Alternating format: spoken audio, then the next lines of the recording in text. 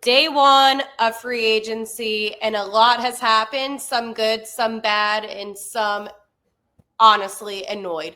We're going to talk about it here on Locked On Blues. Hey, this is Brayden Chen. Subscribe to Locked On Blues. You're Locked On Blues, your daily podcast on the St. Louis Blues. Part of the Locked On Podcast Network, your team every day. And welcome back to Locked On Blues. I am your host of Locked On Blues, Haley Taylor Simon, talking to you all things about our St. Louis Blues here on the Locked On Podcast Network, your team every day. Today is July 1st, which means free agency, and a lot has happened. Some good, some bad, some ugly. We're going to dive all into that and just really react to what happened today. Maybe a little bit of the draft, but mostly there was a lot that went down today, and who better than to have Dylan with me. We've had such great conversations, him and I, talking all about, the Blues during their playoff run and even, honestly, the end of the season stuff. But Dylan, let's talk about today. Most notably, and I just want to start off by saying this, one of my favorite prospects who I really love to watch play with the Thunderbirds, who was then called up to be on the Blues, was dealt today in a trade, and that was Zach Bolduc. I'm infuriated about this. And I just want to give you an example. During the Four Nations face-off, when a lot of players went on vacations, Zach went to Springfield to play on the Thunderbirds. And he came back from that break playing some of the best hockey I've ever seen him play. And for a guy that had such promise, it's hard for me to process that he was somebody that they were willing to trade away. Can I have your thoughts on what happened? Yeah, really big fan of Bolduc and what he did this year. Before Montgomery took over, he had 0 goals. Montgomery took over. He ends the season with 19. Really got good at getting to the tough spots on the ice. Scored a lot of power play goals. Checked hard. He played really hard in the playoffs. Was a true Blue. One of my favorite guys last season. Honestly, just effort every night, effort every shift. He was fighting for the crest on the front in the playoffs. I love that for him. I loved him as a player. But at the end of the day, Haley, if you're going to get a right-hand shot defenseman that can skate and can score in today's era, you have to give something up. And even though the Blues didn't win a playoff series last year, they do have a plethora of wingers on the team. And if you listen to Doug Armstrong's interview today, I think it really wasn't no coincidence that it was a winger that was traded. And there's more coming, but it sucks to see Bolduc go. I wish him all the best in Montreal. He is a French-born player, or a Canadian French-born player. So, yeah, you got to give something to get something in today's world. But what I found interesting when Doug spoke to the media was that he said, in my opinion, in his kind of weird Doug words that he does sometimes, is that he felt like it was like losing a kid, that he grew close to Bolduc, and he stated, he's been at camps like these talking about development camp. And he seemed upset about this trade, considering he was the one that insinuated this trade and allowed to go through. Yeah, I think he kind of became a little bit of a fan favorite this season. I do think there's a world where you could have sold a little bit higher on him, just taking the emotional side out of things. You have to probably imagine he was involved in the Dobson talks prior to that deal getting done. It's a little underwhelming at first when you do see it. A player that played 7 games in the NHL last year. We talked. Tell me a little bit more about that, because his AHL career was astonishing, but 7 games in the NHL, that's a lot of potential. Yeah, I was looking into it a little earlier. He came up and had a really tough stretch in October. Like analytically, it was pretty bad, and they sent him back down. And I'm pretty sure he just never really got called back up. Montreal kind of caught fire, and they were winning games here and there, and so I don't think he ever got a chance to come back and play. And I don't think Montreal ever gave him a true chance to develop. Doug Armstrong said something super interesting today. He said, defensemen in the NHL, you need to give them 200 games. Yep. The player we got today, I don't even know how to pronounce his last name right. Mailloux or whatever. Anyway, he I just call him Logan for now. Yeah, we'll just refer to him as Logan. But yeah, he's played less than I think 10 NHL games in his career or something like that. Totally lit up the AHL, all AHL first team player, then 2024-25. He had, I think, 65 points or something remotely close to that last year. He's a goal scorer, a physical player. If Jim Montgomery can get his hands on him and teach him to play a little bit of defense, we could be looking at a legit top 4 right-hand shot, swift skating defenseman. And I just keep thinking about him playing with Broberg. And, I've kind of been waiting for Broberg to get a D partner pretty much all of last season. And yeah, we got a lot younger on defense. I mean, all of our right-hand shot defensemen are like 32. So it's hard to – it's definitely an acquired taste at first when you hear Bolduc. It's like, oh, but then you think about it for a little bit and it's like, all right, this guy could put up 40 points, 45 points next year. If assuming he's going to play.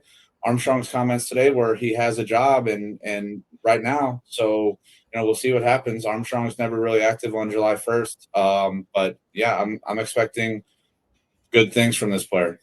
Yeah, Logan Mailloux. I mean, I kind of want to talk about some statistics with him and kind of break that down really fast. In the 2023-2024 season, he earned AHL All-Rookie, and he did have a good, strong beginning to this season, actually, in the AHL of 4 points in 2 games, which did prompt his recall to Montreal. But here's my takeaway. When Armstrong says, I could see him playing in the NHL next season, in my opinion, I would rather him play with the Thunderbirds rather than rush him to the NHL because we saw, and listen, I love Dvorsky. And I know we're comparing 2 different players here, but he wasn't ready last year, right? They brought him up for a little bit, and that's okay. I have all the faith in him, but Snuggie was ready. So I'm not as much as I watch the sport and have opinions and have for a long time. That is a very tough thing to understand. When is a player ready to play in the NHL? Yep. Because I think most people kind of look at it as, okay, well, if they can do it, you need to get him out there and find out once and for all. And if they can't, then you send him back down for a little bit, let him continue the season.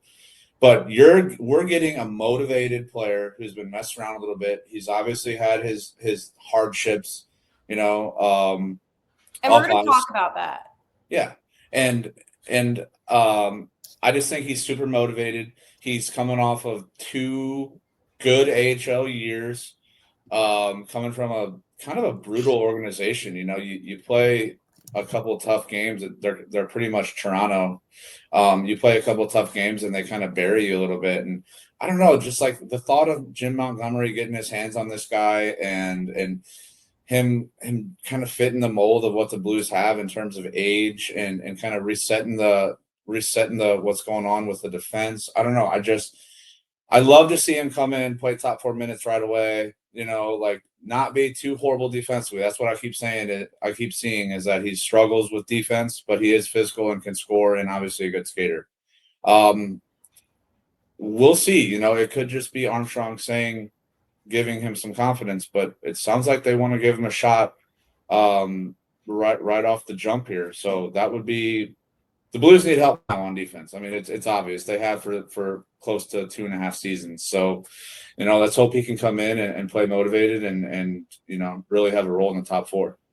All right, we're going to dive into some of the controversy. I'm just going to read some of my bullet points that I wrote down, and I just want to squash this in today's episode and not have to bring it up again. I think that for me, it would be ignorant on my end if I didn't address some of the off-ice comments because Doug Armstrong did insinuate that there was some stuff in his past, and he didn't talk about it.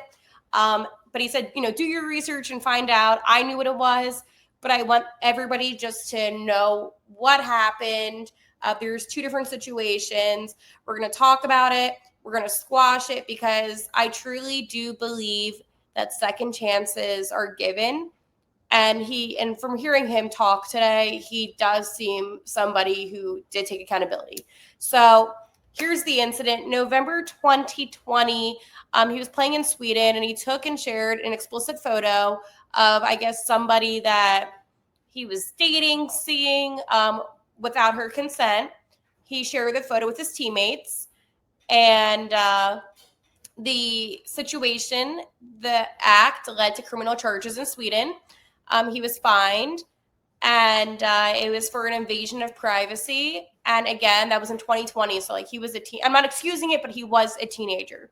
And then there was some controversy at the draft, 2021, where he publicly re-announced himself for being drafted, stating that he didn't earn the right due to his actions. But despite this, the Montreal Canadiens selected him 31st overall, which was honestly an insane thing, right? Yeah. The Canadiens were criticized by this pick, the fans, the media, even the Canadian Prime Minister spoke about the decision. Wow. However, the Canadiens said that they were going to help him with personal development, education, and he issued a statement expressing remorse. And in 2023, the NHL said that he was not eligible to play in the league, but he was later reinstated with him having a meeting with Gary Bettman, who was the commissioner. That was a lot, Dill. That was a lot. It's a lot.